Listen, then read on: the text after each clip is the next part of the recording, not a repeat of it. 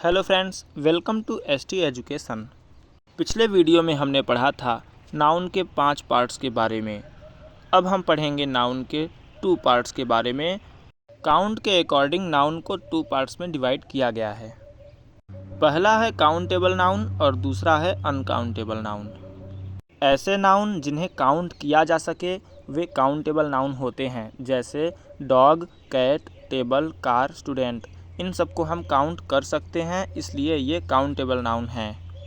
वे noun जिन्हें count नहीं किया जा सकता उसे अनकाउंटेबल नाउन कहते हैं, जैसे water, air, love, knowledge, rice. इन सबको हम काउंट नहीं कर सकते, इसलिए ये अनकाउंटेबल नाउन हैं। अकॉर्डिंग टू नंबर, नाउन को 2 पार्ट्स में डिवाइड किया गया है।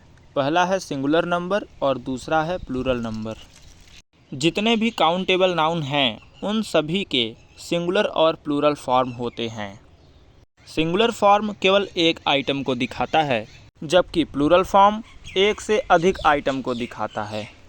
आइए समझते हैं सिंगुलर और प्लूरल में अंतर क्या है। जैसे कैट, कैट मतलब एक बिल्ली, और अगर कैट्स लिखेंगे तो इसका मतलब एक से अधिक बिल्ली, 2, 4, 10, 12 कुछ भी हो सकता है। अब आइए किसी नाउन को कैसे प्लूरल में बनाते हैं वो सीखते हैं। जिस वर्ड के लास्ट में S, double S, C H, S H, X, O और जेड होता है उसका प्लूरल बनाते समय हम ई एस जोड़ देते हैं। जैसे बस, बस के प्लूरल में B U S E S कर दिया, क्योंकि बस के लास्ट में एस था तो प्लूरल बनाते समय हमने ई एस जोड़ा। इसी तरह पूरे जितने भी वर्ड्स लिखे हैं इन सभी का प्लूरल बना लीजिए और इस साइड वाले भी वर्ड्स के प्लूरल बना लीजिए। लेकिन आपने देखा कि क्विज, क्विज का प्लूरल है क्विजेज। अब आप सोच रहे होंगे कि प्लूरल वाले क्विजेज में डबल जेड कैसे हुआ।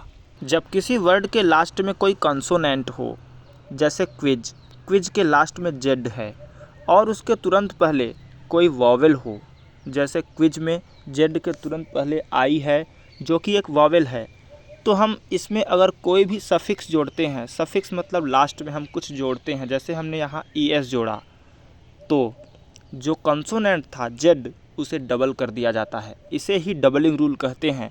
इस पर मैंने एक शॉर्ट्स बनाया है जिसे आप देख सकते हैं, आई बटन में दिख रहा होगा। अभी मैंने बताया कि जब किसी वर्ड के लास्ट में ओ हो तो उसके प्लूरल को बनाते समय हम ई एस जोड़ते हैं, लेकिन कुछ एक्सेप्शंस भी हैं, आइए जानते हैं।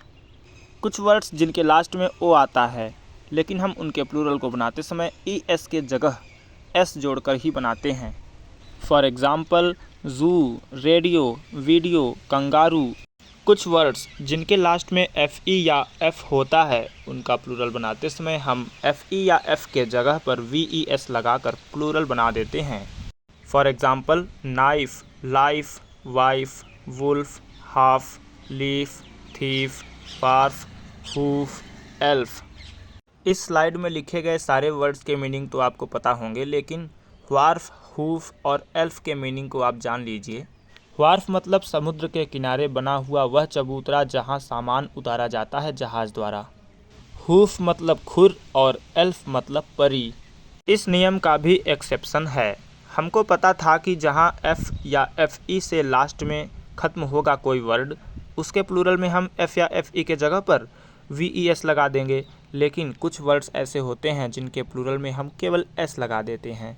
जैसे चीफ़, चीफ़ के प्लूरल में हमने देखा हमने केवल एस लगाया है। इसी तरह और भी वर्ड्स को देख लीजिए।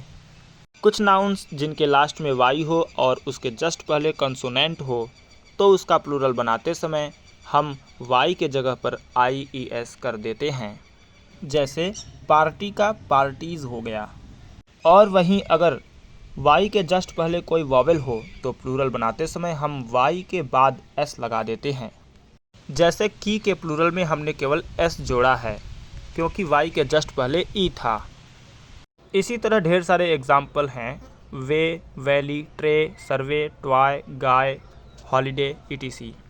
आइए जानते हैं कुछ ऐसे नाउन्स के बारे में जिनका प्लूरल कुछ अलग ही होता है। इनमें कोई रूल फॉलो ही नहीं होता, इसीलिए इसको इर्रेगुलर प्लूरल्स कहते हैं। जैसे मैन का मेन हो गया, वुमन का वीमेन हो गया, चाइल्ड का चिल्ड्रेन।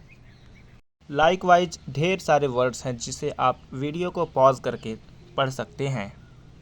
इंग्लिश ग्रामर में नाउन को 4 जेंडर में डिवाइड किया गया है। पहला है मैस्कुलिन जेंडर, जो केवल मेल फिगर्स को दिखाता है, मतलब केवल पुरुषवाचक शब्दों को दिखाता है, जैसे मैन, बॉय, एक्टर। दूसरा है feminine gender. Feminine gender female figures को दिखाता है, मतलब महिलाओं को दिखाता है, स्त्रियों को, जैसे woman, girl, actress. Common gender ऐसे वर्ड्स को दिखाते हैं जो फीमेल या मेल कोई भी हो सकता है, जैसे स्टूडेंट, टीचर। अगर आपने कहा कि टीचर ने होमवर्क दिया है, तो इससे थोड़ी पता चला कि टीचर मेल थे या फीमेल थीं। लास्ट है न्यूटर जेंडर। न्यूटर जेंडर ऐसी चीज़ों को दिखाता है जिसमें जान नहीं है, मतलब निर्जीव है, लाइफलेस, जैसे book, chair, car, etc. Etc का मतलब है कि इसी तरह के और भी एग्जाम्पल हो सकते हैं, और इसका फुल फॉर्म है एटसेट्रा। अगर वीडियो पसंद आया है तो लाइक ज़रूर करें। इंग्लिश को रोचक और बेहतर तरीके से सीखने के लिए हमारे साथ जुड़े रहें। जय हिंद।